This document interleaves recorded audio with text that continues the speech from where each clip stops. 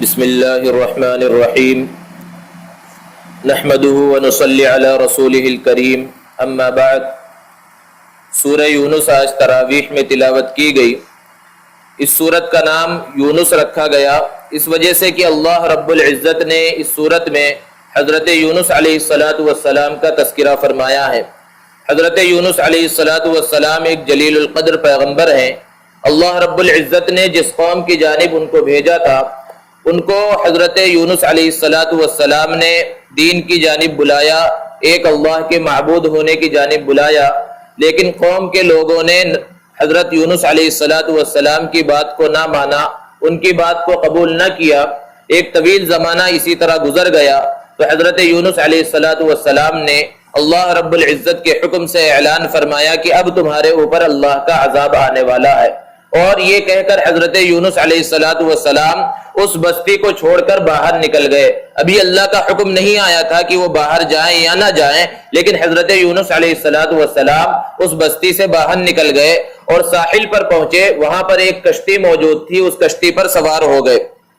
کشتی کے جو مالک تھے وہ حضرت یونس علیہ السلام کو پہچانتے تھے کہ ایک نیک آدمی ہے۔ انہوں نے بغیر کسی قیمت کے حضرت یونس علیہ السلام کو اپنی کشتی کے اوپر سوار کر لیا، اور کشتی جب دریا کے بیچ میں پہنچی تو وہ ہچکولے کھانے لگی اور موجوں کے درمیان پھنس گئی۔ قریب تھا کہ وہ کشتی ڈوب جائے تو کشتی چلانے والے نے، کشتی کے ملاح نے کہا کہ ہماری کشتی کا زمانے سے یہ اصول چلا آ رہا ہے کہ جب بھی اس کشتی میں کوئی بھاگا ہوا غلام یا کوئی بڑا گناہ کر کے اس میں سوار ہوتا ہے تو یہ کشتی بھنور میں پھنس جاتی ہے، موجوں کے درمیان گھر جاتی ہے۔ اب جس نے بھی گناہ کیا ہے یا جو بھی اپنے مالک کے پاس سے بھاگ کر آیا ہے وہ خود جو ہے دریا کے اندر سمندر میں کود جائے تاکہ دوسرے لوگوں کی جان بچ جائے۔ جیسے ہی ملاح نے یہ اعلان کیا، حضرت یونس علیہ السلام کے دل میں فوراً یہ خیال آیا کہ وہ بھاگا ہوا غلام میں ہی ہوں، کیونکہ اللہ کے حکم کے بغیر میں نے اس بستی کو، جس بستی کی جانب مجھے نبی بنا کر بھیجا گیا تھا،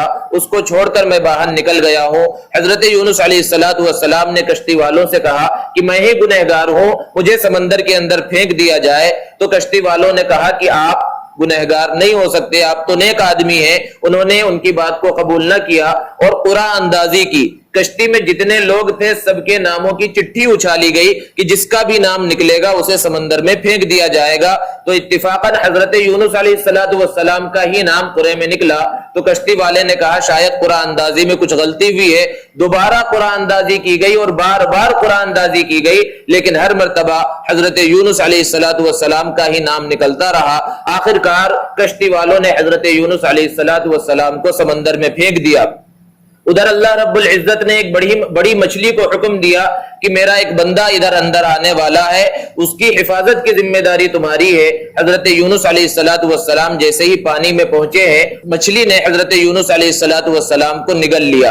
اور روایتیں مختلف ہیں، بعض روایتوں کے اندر ہے کہ 40 دن تک حضرت یونس علیہ السلام مچھلی کے پیٹ کے اندر رہے اور وہ ادھر ادھر لے کر حضرت یونس علیہ السلام کو پھرتی رہی۔ پھر 40 دن گزرنے کے بعد ساحل پر لا کر حضرت یونس علیہ السلام کو باہر نکال دیا۔ ایک طویل زمانہ چونکہ مچھلی کے پیٹ میں رہے تھے، مچھلی کے پیٹ کے اور اس کے معدے کی گرمی کی وجہ سے حضرت یونس علیہ السلام بہت کمزور اور لاغر ہو گئے تھے اور آپ کے جسم کے بال بھی ختم ہو گئے تھے۔ اللہ رب العزت نے اس جگہ پر ایک درخت کو پیدا کیا جس سے انہوں نے غذا بھی حاصل کی اور اس کا سایہ بھی حاصل کیا اور پھر تندرست ہو گئے۔ اور ادھر معاملہ یہ ہوا کہ قوم کے لوگوں نے جب دیکھا کہ حضرت یونس علیہ السلام نے عذاب آنے کا اعلان کیا تھا اور خود اب وہ بستی میں نظر نہیں آ رہے ہیں، تو شاید انہوں نے جو بات کہی تھی وہ سچ ہے۔ حضرت یونس علیہ السلام کو ڈھونڈنا شروع کیا، لیکن جب وہ نہ ملے تو حضرت یونس علیہ السلام کی اس قوم نے،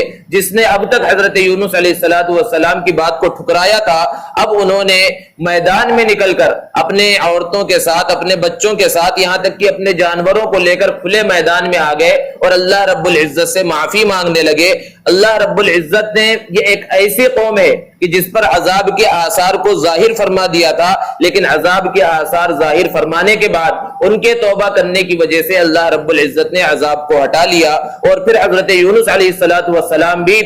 اس بستی کے اندر پہنچ گئے اور قوم کے لوگوں نے حضرت یونس علیہ السلام کا اچھے انداز میں استقبال کیا۔ اس صورت میں اللہ رب العزت نے اسی واقعے کو بیان فرمایا ہے۔ پورے قرآن مجید میں حضرت یونس علیہ السلام کا نام 4 مرتبہ آیا ہے، اور 2 مرتبہ اللہ رب العزت نے مچھلی والا کہہ کر حضرت یونس علیہ السلام کو مخاطب کیا ہے۔ اس صورت کے آغاز میں اللہ رب العزت نے قرآن مجید کی حقانیت کو بیان فرمایا، اور پھر اس کے بعد کفار مکہ اور مشرکین مکہ کا تذکرہ فرمایا اور ان کی ریشہ دوانیوں کا تذکرہ فرمایا ہے۔ اللہ رب العزت نے ارشاد فرمایا کہ ان الذين لا يرجون لقاءنا ورضوا بالحياة الدنيا واطمأنوا بها والذين هم عن آياتنا غافلون، کہ بے شک وہ لوگ جو ہمارے ملاقات کی امید نہیں رکھتے اور دنیا کی زندگی سے راضی ہیں اور اسی پر مطمئن ہیں، اور جو ہماری آیتوں ہماری نشانیوں سے اعراض کر رہے ہیں، ان سب کا ٹھکانہ جہنم ہے ان کے اعمال کی وجہ سے۔ ان الذين آمنوا وعملوا الصالحات، اور بے شک جو لوگ ایمان لائے اور جنہوں نے اچھے اعمال کیے، اللہ رب العزت نے ان کے لیے جنت کو تیار کر رکھا ہے۔ پھر اس کے بعد مشرکین مکہ کی اس بات کا اللہ رب العزت نے تذکرہ فرمایا کہ وہ نبی کریم صلی اللہ علیہ وسلم سے کہا کرتے تھے کہ آپ جو یہ قرآن لے کر آئے ہیں اس کے بدلے میں کوئی دوسرا قرآن لے کر آ جائیے۔ تو اللہ کے رسول صلی اللہ علیہ وسلم نے ارشاد فرمایا کہ تم لوگ یہ سمجھتے ہو کہ اس قرآن کو میں نے لکھ لیا ہے کہ میں اس کے بدلے میں کوئی دوسرا قرآن لے کر آ جاؤں؟ اس کو تو اللہ رب العزت نے نازل فرمایا ہے۔ پھر اس کے بعد اللہ تبارک و تعالیٰ نے حضرت موسیٰ علیہ السلام اور ان کی قوم کا تذکرہ فرمایا ہے، اور پھر اس کے بعد فرعون اور اس کی قوم کے غرق ہونے کا اللہ رب العزت نے تذکرہ فرمایا۔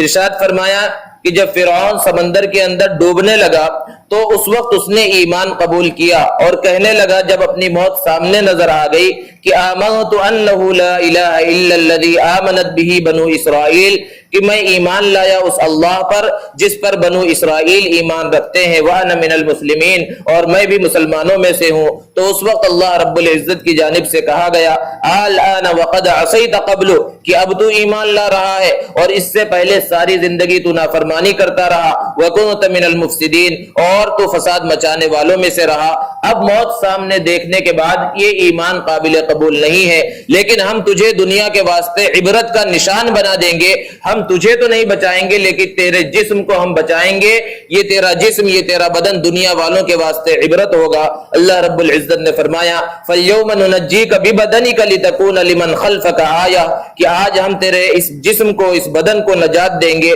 تاکہ بعد میں آنے والوں کے لیے نشانی رہے۔ اللہ رب العزت نے اس وعدے کو پورا کیا، اور فرعون کا جو جسم ہے، اس کا جو بدن ہے، وہ آج بھی مصر کے میوزیم کے اندر موجود ہے۔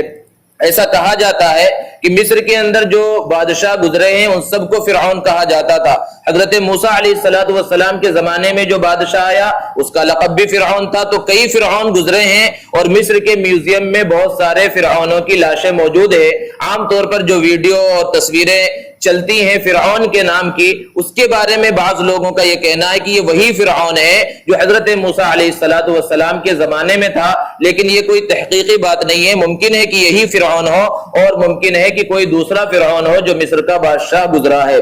اس صورت میں اللہ رب العزت نے ارشاد فرمایا الا ان اولیاء اللہ لا خوف علیہم ولا هم يحزنون، کہ بے شک اللہ کے جو دوست ہوں گے ان کے اوپر قیامت کے دن کوئی خوف نہیں ہوگا اور ان کے اوپر کوئی غم نہیں ہوگا۔ اور کیوں نہیں ہوگا؟ الذین آمنوا وکانوا یتقون، کیونکہ دنیا میں رہتے ہوئے انہوں نے ایمان کو قبول کیا اور انہوں نے تقوی اختیار کیا، تو ان کے لیے دنیاوی زندگی میں بھی خوشخبری ہے اور آخرت کے اندر بھی خوشخبری ہے۔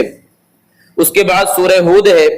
اس صورت میں اللہ رب العزت نے چند انبیاء کرام علیہم السلام کے واقعات کو بڑے ہی سخت انداز میں بیان فرمایا ہے۔ ان کی قوموں کی تباہی اور بربادی کا تذکرہ فرمایا۔ ان قوموں میں سے حضرت ہود علیہ السلام کی قوم کا بھی تذکرہ ہے، اسی مناسبت سے اس صورت کا نام ہود رکھ دیا گیا۔ اس صورت کے آغاز میں اللہ رب العزت نے قرآن مجید کی حقانیت کو بیان فرمایا، اور پھر اس کے بعد اس بات کو بیان فرمایا کہ وَمَا مِن دَابَّةٍ فِي الْأَرْضِ إِلَّا عَلَى اللَّهِ رِزْقُهَا وَيَعْلَمُ مُسْتَقَرَّهَا وَمُسْتَوْدَعَهَا، کہ زمین پر جتنی بھی چلنے پھرنے والی مخلوقات ہیں سب کی روزی کی ذمہ داری اللہ رب العزت نے لے لی ہے۔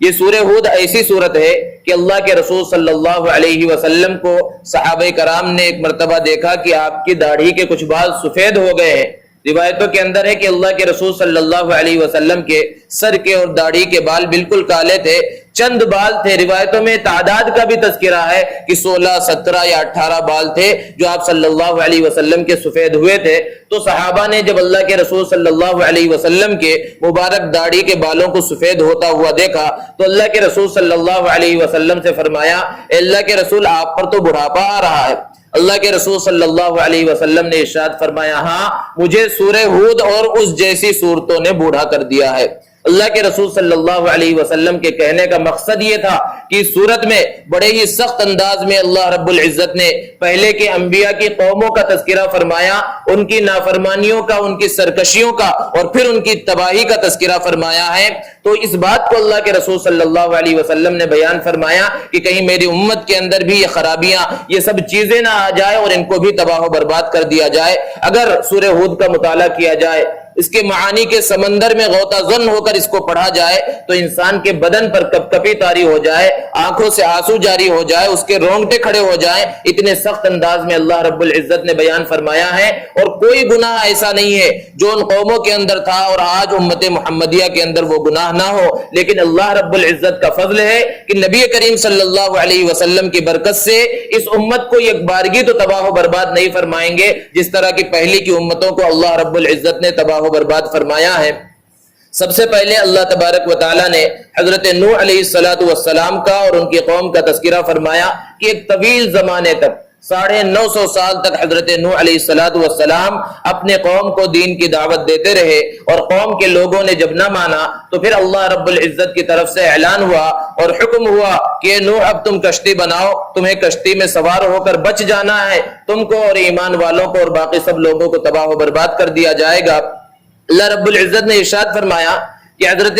نوح علیہ السلام کشتی بنانے کے اندر لگ گئے، اور قوم کے لوگ جب وہاں سے گزرتے تو مذاق اڑایا کرتے تھے کہ یہاں نہ تو پانی کا نام و نشان ہے، نہ کوئی دریا ہے، نہ سمندر ہے، یہ خشکی کے اوپر کشتی چلائیں گے۔ لیکن پھر جب اللہ کا حکم آ گیا اور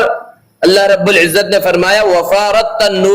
تنور بہ پڑا، تنور جس کے اندر روٹی پکائی جاتی ہے، اور اللہ رب العزت کی عجیب قدرت ہے کہ آگ اور پانی کے اندر تضاد ہے، جہاں آگ پائی جاتی ہے وہاں پانی نہیں ہوتا، لیکن ایسی جگہ سے اللہ رب العزت نے پانی نکالا کہ سب سے پہلے تنور سے پانی نکلا اور پھر اس کے بعد زمین کے ہر حصے سے پانی نکلنے لگا اور آسمان نے برسنا شروع کیا، اور جو لوگ ایمان لائے تھے، روایتوں کے اندر 80 82 جتنے بھی لوگ تھے، وہ حضرت نوح علیہ السلام کے ساتھ کشتی پر سوار ہو گئے، اور ہر جاندار کے ایک جوڑے کو بھی حضرت نوح علیہ السلام نے کشتی کے اوپر سوار کر لیا، اور کشتی چلنے لگی، ہر طرف پانی پھیلنے لگا۔ جب وہ کشتی چلنے لگی تو حضرت نوح علیہ السلام کا بیٹا وہاں پر نظر آیا، اس نے اب تک ایمان قبول نہیں کیا تھا۔ حضرت نوح علیہ السلام نے اسے پکارا کہ یہاں پر آ جا اور کشتی کے اندر سوار ہو جا اور تو بچ جائے گا۔ تو بیٹے نے اس وقت بھی کہا کہ میں کسی پہاڑ کی چوٹی کے اوپر چڑھ جاؤں گا اور میں اس سے بچ جاؤں گا، پانی سے مجھے کشتی میں سوار ہونے کی ضرورت نہیں ہے۔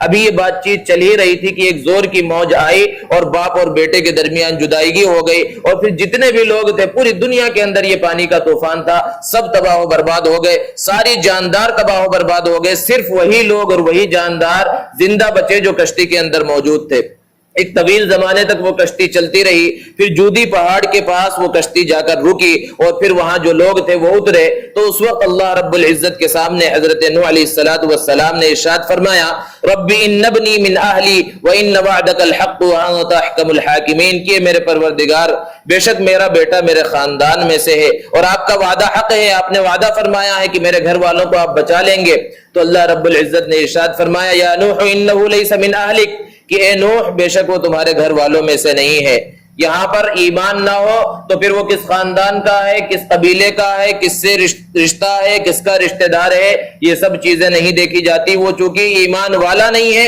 لہذا اس کا تمہارے ساتھ کوئی تعلق نہیں ہے۔ انہ عمل غیر صالح، اس کے اعمال اچھے نہیں ہیں۔ فلا تسألنی ما لیس لک بہ علم، لہذا ایسی بات کا سوال مت کیجئے جس کے بارے میں آپ کو علم نہ ہو۔ انی اعظک ان تکون من الجاہلین، میں تمہیں نصیحت کر رہا ہوں کہ کہیں تم ناواقف لوگوں میں سے نہ ہو جاؤ۔ حضرت نوح علیہ السلام نے ارشاد فرمایا رب انی اعوذ بک ان اسألک ما لیس لی بہ علم، کہ میرے پروردگار میں پناہ چاہتا ہوں کسی ایسے سوال سے جس کے بارے میں مجھے علم نہ ہو۔ وَإِلَّا تَغْفِرْ لِي وَتَرْحَمْنِي أَكُن مِّنَ الْخَاسِرِينَ، اگر آپ نے مجھے معاف نہ کیا اور مجھ پر رحم نہ کیا تو میں نقصان اٹھانے والوں میں سے ہو جاؤں گا۔ اس کے بعد اللہ رب العزت نے حضرت ہود علیہ الصلاۃ والسلام کی قوم، حضرت صالح علیہ الصلاۃ والسلام کی قوم، حضرت لوط اور حضرت شعیب علیہ الصلاۃ والسلام کی قوم کا تذکرہ فرمایا، ان کی نافرمانیوں کا تذکرہ فرمایا، اور ہر قوم کے تذکرے کے بعد اللہ رب العزت نے یہ بات بیان فرمائی فَلَمَّا جَاءَ أَمْرُنَا، کہ پھر جب ہمارا حکم آ گیا، یعنی قوم کے لوگوں نے نبی کی بات کو نہ مانا تو ہمارا حکم، یہاں حکم سے مراد ہے عذاب، اور الگ الگ قوموں کو الگ الگ طرح کا عذاب آیا اور اللہ رب العزت نے سب کو تباہ و برباد کر دیا۔ پھر اس سورت کے آخر میں اللہ رب العزت نے بیان فرمایا فَاسْتَقِمْ كَمَا أُمِرْتَ، نبی کریم صلی اللہ علیہ وسلم کو حکم دیا گیا ہے استقلال کا، کہ جب بھی کوئی کام کیا جائے، اچھا کام کیا جائے تو وہ پابندی کے ساتھ کیا جائے، دوام کے ساتھ کیا جائے، یہ اللہ رب العزت کو بہت زیادہ پسند ہے۔ اللہ کے رسول صلی اللہ علیہ وسلم نے ارشاد فرمایا احب الاعمال الی اللہ تعالی ادومها، کہ اللہ رب العزت کو سارے اعمال میں وہ اعمال پسند ہیں جو ہمیشگی کے ساتھ کیے جائیں۔ بہت سے لوگوں کے دلوں کے اندر جذبہ پیدا ہو جاتا ہے، شوق پیدا ہو جاتا ہے، وہ نماز کے بالکل پابند ہو جاتے ہیں، صف اول میں تکبیر تحریمہ کے ساتھ نماز پڑھنے لگتے ہیں اور نفلی عبادات میں لگ گئے، صدقہ خیرات میں لگ گئے، کچھ دنوں تک شوق رہا اور پھر اس کے بعد حال یہ ہو گیا کہ اب فرض نماز کو بھی چھوڑ دیا۔ تو ایسا عمل اللہ رب العزت کو پسند نہیں ہے، وہ عمل پسند ہے جو پابندی کے ساتھ کیا جائے، چاہے تھوڑا ہو، تھوڑا عمل کیا جائے لیکن پابندی کے ساتھ کیا جائے، یہ اللہ رب العزت کو پسند ہے۔ تو یہ حکم نبی کریم صلی اللہ علیہ وسلم کو دیا گیا اور نبی کریم صلی اللہ علیہ وسلم کے واسطے سے پوری امت کو یہ حکم دیا گیا ہے۔ اور آخر میں چونکہ اس سورت کے اندر، پوری سورت میں بڑے ہی سخت انداز میں گزشتہ قوموں کے واقعات کو بیان کیا گیا، تو کہیں لوگ مایوسی کے اندر اور نا امیدی میں مبتلا نہ ہو جائے، اس لیے آخر میں اللہ رب العزت نے بیان فرمایا کہ وَكُلًّا نَقُصُّ عَلَيْكَ مِنْ أَنْبَاءِ الرُّسُلِ مَا نُثَبِّتُ بِهِ فُؤَادَكَ، کہ نبی صلی اللہ علیہ وسلم یہ گزشتہ قوموں کے واقعات، نبیوں کے قوموں کے واقعات جو ہم آپ کے سامنے بیان کر رہے ہیں، اس کا مقصد یہ ہے کہ آپ کے دل کو مضبوط کیا جائے، کیونکہ سب پہلے سے معلوم ہو گیا کہ کون کون سے گناہ ہیں جس کی وجہ سے تباہی آتی ہے، بربادی آتی ہے، اللہ رب العزت ناراض ہوتے ہیں، یہ سب پہلے سے بتا دیا گیا ہے۔ اب آپ کا دل اس سے مضبوط ہونا چاہیے اور آپ کی امت کا دل اس سے مضبوط ہونا چاہیے، اور ان سب گناہوں سے، ان سب نافرمانیوں اور معصیتوں سے بچ کر زندگی گزارنا چاہیے۔ اور آخر میں اللہ رب العزت نے فرمایا وَلِلَّهِ غَيْبُ السَّمَاوَاتِ وَالْأَرْضِ، کہ غیب کی ساری خبریں زمین اور آسمان کی